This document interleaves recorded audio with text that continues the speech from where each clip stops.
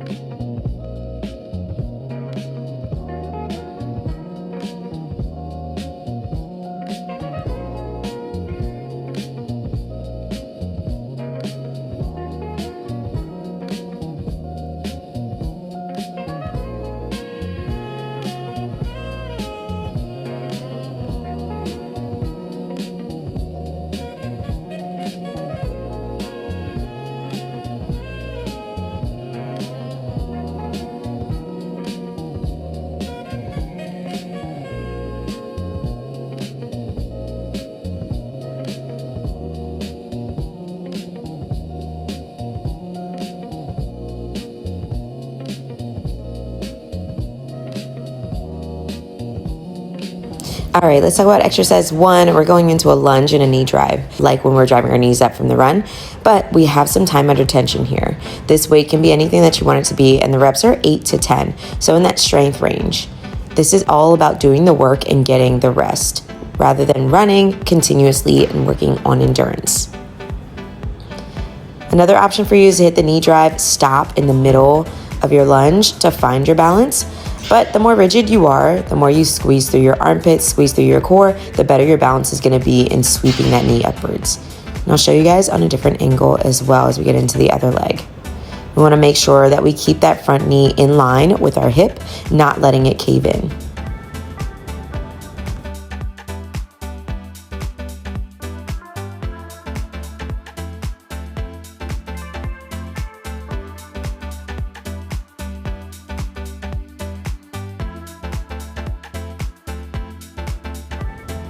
This exercise is great because it works on the balance, gives you a little bit of power drive, and you get that time under tension for your muscles. So you're really building up those hamstrings, quads, and your glutes.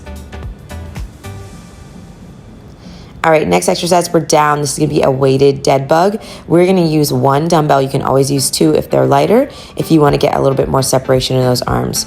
Weight is gonna go over our chest. We want the knees to be in line with our hips. And we're gonna extend back on one leg and both arms at the same time. The goal is to make sure that your back stays nice and flat to the floor and you're bracing through that belly button. Slow and controlled is the goal here. We have 16 reps total.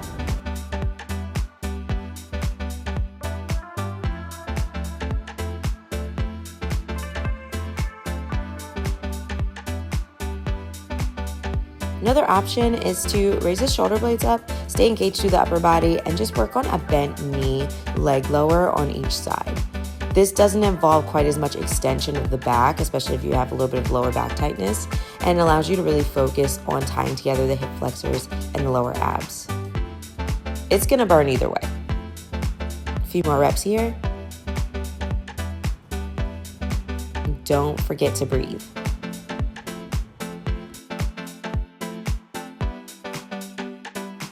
Nice, y'all. We're rolling right through. So next, we're gonna get into our third exercise, going into our seated row.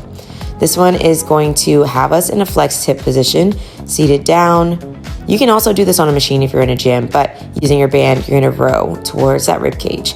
I'm rotating through my arms because I find that when you're doing endurance races, you stay in a pretty locked position with neutral wrists, but it's good to rotate so that you have better endurance in all planes of motion for your shoulders. Squeeze through the middle back, feel the core engaged, and keep that chest upright, nice and proud. We've got 12 to 15 reps here, which is on the higher end for endurance, but it's gonna pay off because we really want those arms to be in sync, working together with your lower body as you're going through your runs. All right, now we do it all again. So this is about locking in anything that you understood with the movement. Now you capitalize on with getting either more depth, more time under tension, or getting a longer range of motion through your reps. Let's hit these lunges.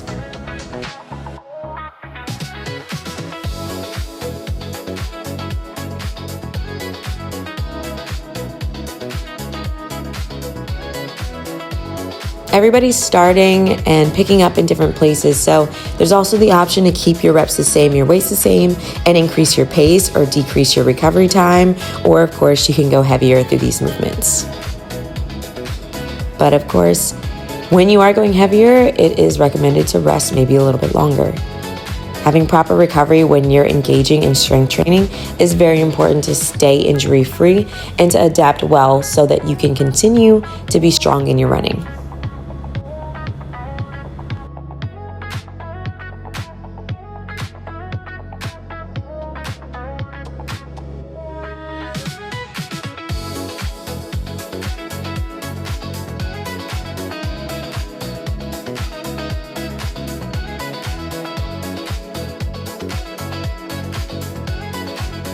Back on our dead bugs, lay it back, and most importantly, engage through that midsection before you extend anything.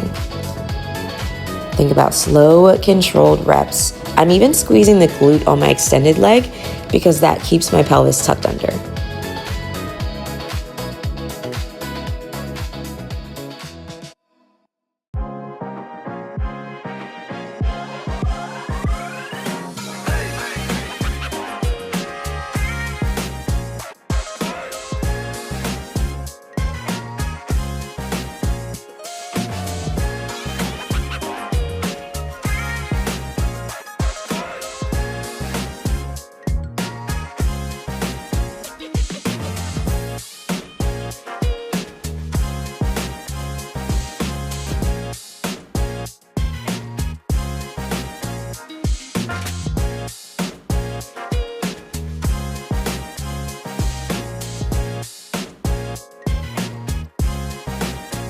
With our seated row, you can always get a little further away from the anchor point if you're looking for a little bit more resistance with that same band.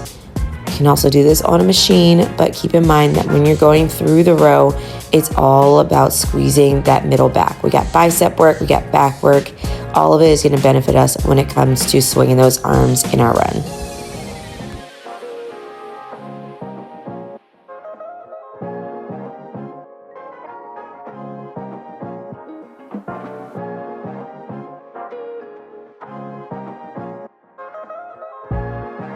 We're on a roll. So we have 3 more exercises here.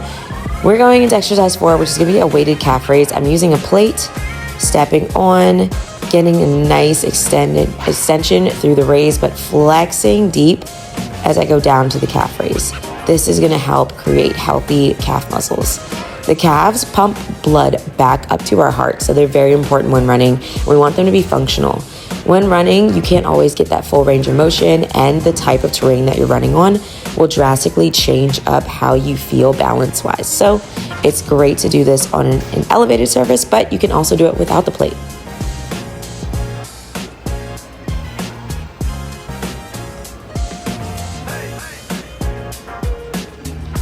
Don't forget to take your time through these reps. We move on to exercise 5. This is going to be a weighted arm swing. So we're mimicking the swing of our arms as we run. We want to make sure we're nice and thorough, thinking cheek to cheek and front to back rather than up and down. So I keep that flexion through my elbows.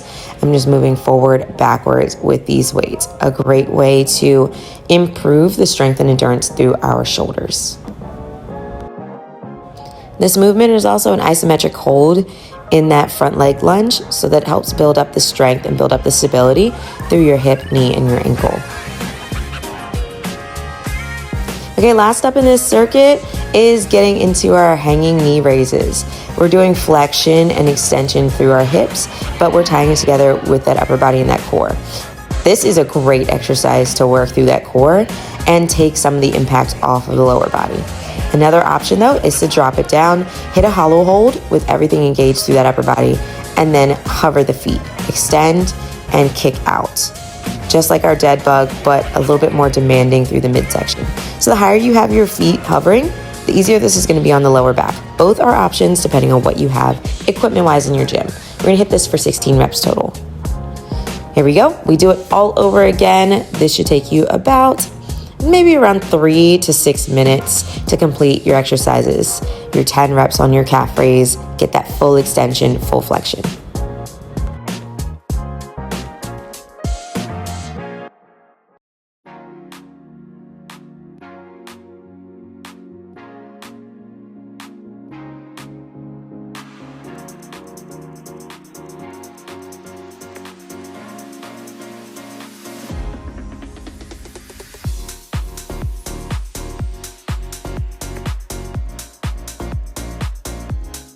Consider these calves pumped. Now we go into our arm swing.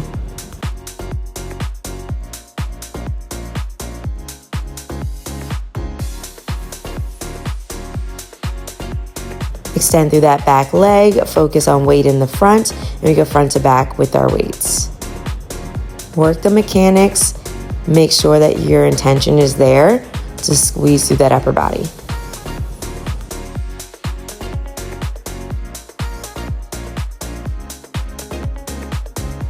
Again, everybody's in a different place with this program, so if you would like to do this one seated upright, you're also welcome to. That just takes the lower body out of the equation. It's a little bit helpful if you're feeling that fatigue. Same story here. If the upper body is fatigued on these knee raises, just drop down and do the hollow hold, and you can always build yourself up. Grip plays a tremendous role in this movement, and so it can be kind of advanced. So you pick your poison, decide where you want to start. Try to stay consistent for 2 to 3 weeks, and then try to build up either through your reps or your pace. Way to work, y'all. Let's get a little cool down in. Right back where we started, grabbing through the shin, but then getting ankle rotation in for about 10 to 15 seconds. We'll incorporate the quad pull, this time taking it into a hinge for 2 to 3 reps. Nice and slow, breathing, just bringing that oxygen to our muscles, working on calming the nervous system, and just getting a good reset. We hit one side, and then we hit the other. Find the balance first. Rotate that ankle both directions.